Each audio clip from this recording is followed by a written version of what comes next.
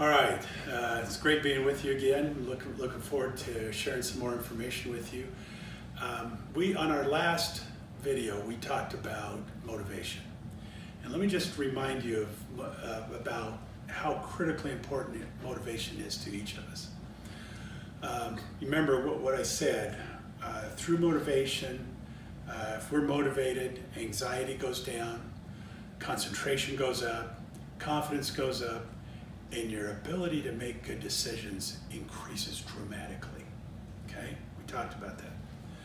Now, so when you get in the heat of battle, just like this soldier that we talked about, when he gets in the heat of battle and bullets are flying all around, it's really hard to stay focused on your why. And he has a hard time staying focused on his why, about freedom. Now he's just trying to survive the battle. Just like you are out there trying to survive the day with customers telling you no all the time. That's part of the job. That really gets back down to developing great mental toughness, which mental toughness is a skill that is a huge advantage for us in our entire lives, in everything that we do. And so to develop that mental toughness actually increases your motivation when times are tough.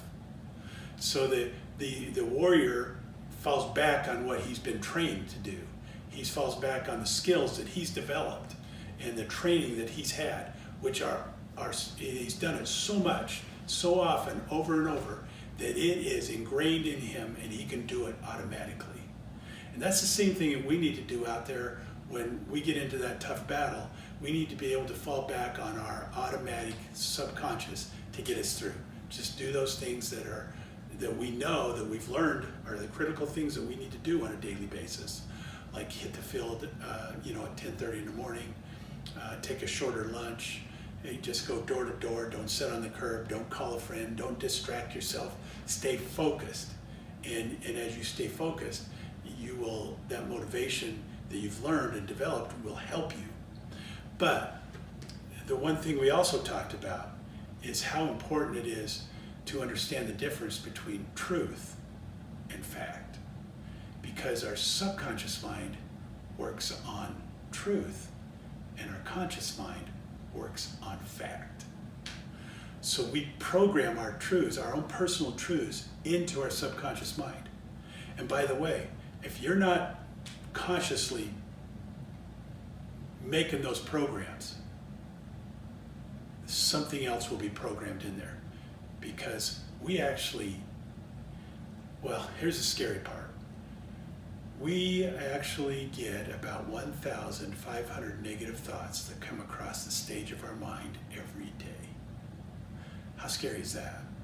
Now, if we decide to dwell on them or to ruminate on those thoughts, they actually become part of our subconscious truths. Oh, by the way, we only receive about 10 positive affirmations that come across the stage of our mind every day. 10 positive thoughts. I go, how crazy is that? It's so easy to program our subconscious mind with the negative. We have to work at it to program the subconscious mind with the positive. And that's really what I'm here to talk about today, is now that we know that we program our subconscious mind with truths, and we work our regular day based on our conscious mind with facts, they actually have to come into congruency and work together. But if you have positive affirmations in your subconscious mind about what you want to accomplish, your goals, your dreams, and where you want to go and what you want to accomplish in this life, that makes a huge difference. Because then you can get through the battles you have to deal with and survive them and actually grow from the results of the battles, and it builds character. So what I want to talk about today is actually about how to program the subconscious mind so that when you hit those battles, you succeed. Probably the number one thing that most people need to do in their daily life, and a lot of people don't do this. That is to create those words of affirmation or affirmations that programs the subconscious mind.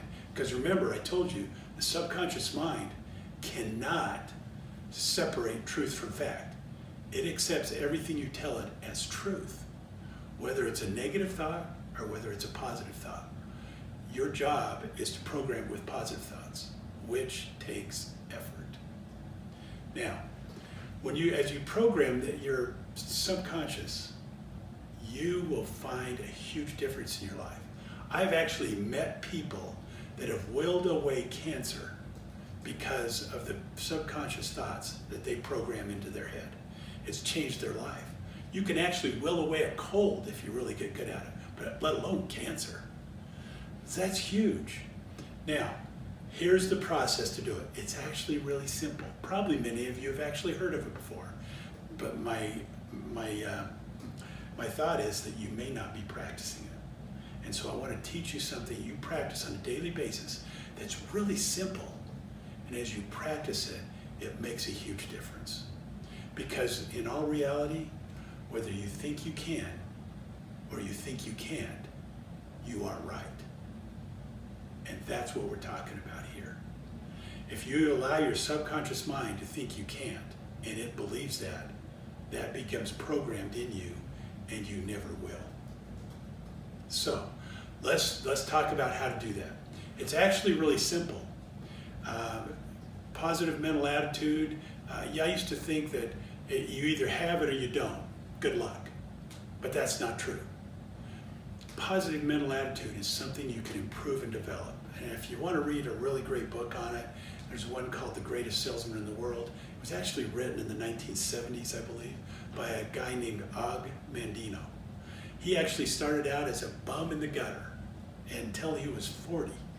And when he reached 40, he stood up and said, "What am I doing here in the gutter? This is crazy. I need to do something with my life." And he went and got a sales job. And he succeeded at that sales job. He says the number one reason he exceeded was because he developed a positive mental attitude.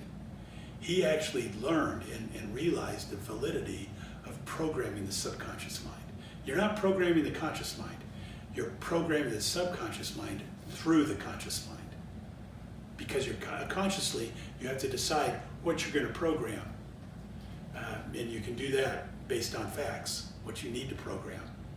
Based on your weaknesses, you want to program something that fights against a weakness that you feel like you have in your mind and change it. So here's how you do it. You actually create affirmations. And an affirmation is really a positive statement about yourself that you are saying out loud through your conscious mind, but at the same time it is programming it into your subconscious mind. Some people struggle with that because they think, well, I'm just lying to myself. Well, programming yourself with something negative is lying to yourself too, but you tend to believe that. We tend to believe that easier, which is scary. You really want to believe the positive things you can program in your subconscious mind. So, it's really simple, and you have to say it the right way. You want to do an affirmation in first person, so you say I. And then you want to do it in present tense, like you already am, or you already are that way. And so you go, I am.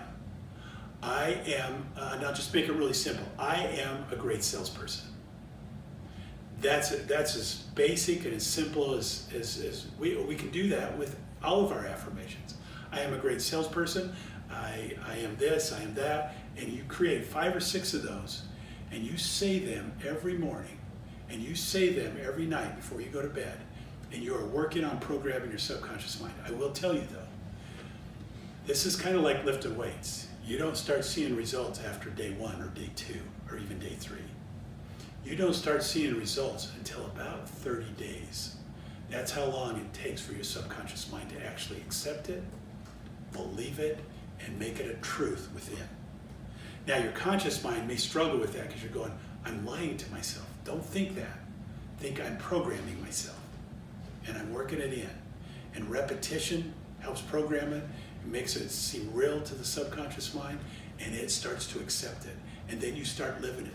And then your motivation gets greater, and you stay motivated through the tough times. That's the ticket. But let me just tell you a couple of things about this subconscious mind motivation and how to say it. So I am a great salesperson. If that's hard for you, say I am becoming a great salesperson. That makes it a little softer, but eventually you got to get to I am a great salesperson. Now you can also add a because to that. I am a great salesperson because I get out there 10:30 in the morning and I focus on selling all day long with no interruptions. That's a great way, that's something really great to add to it, because not only are you teaching yourself an affirmation, but you're committing yourself to a process. And as you do those two things together, it doesn't matter how many bullets fly around you. Your motivation will stay up. Consequently, when your motivation stays up, so does your ability to, or your anxiety goes down, your concentration goes up, your confidence goes sky high. Confidence is huge on the door. It's not cockiness, but confidence is huge on the door, and you've got to show confidence, because if you aren't excited and confident about your products and really believe in them, you're never going to get your customer to believe in it either. But then the last thing, which is probably more important than all the rest, when your motivation is high, your ability to make great decisions goes up. And as you make those kind of great decisions, when you're in great motivation, you do things that make you more and more successful all the time.